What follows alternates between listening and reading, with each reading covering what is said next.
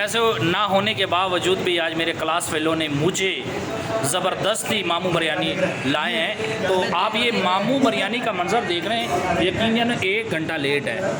ना कोई स्टाफ बैठा है, ना कोई इधर वेटर है और ना ही कोई इधर बंदा है। मगर खाने के शौकीन जो होते हैं ना, वो अंधे होते हैं। ये तारिक बलोच आप कोई कमेंट्स देंगे मामू बिरयानी के बारे में? अरे भाई बिल्कुल ग्रेटेस्ट बीमारी का बिरयानी है। बीमारी का नहीं माँ सब बताएं।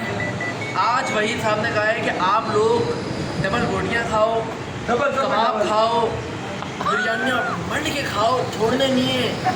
यानी कि एकदम आप लोगों ने छोड़ना नहीं है। अगर आधा पतीला चाल मर्दों ने नहीं खाया, मर्द नहीं है, और क्या फिर उसके ऊपर सोडे पियो, खाओ पियो, सो जाओ, यही पड़ जाओ। कम से कम एक बंदे ने एक यार ये मैं इनको किसने धोखा दिया, उसको बोला ही नहीं। फ़ोन करो, वो रक्षा पकड़ के भी आ जाएगी। नहीं आने तो बेचारी खा पी लेगी, कुछ नहीं होता, इसी गली में वो रहती है। मैं इनको कॉल मिला, और भी कोई आना चाहे तो मोस्ट वेलकम। मामू बिरयानी पे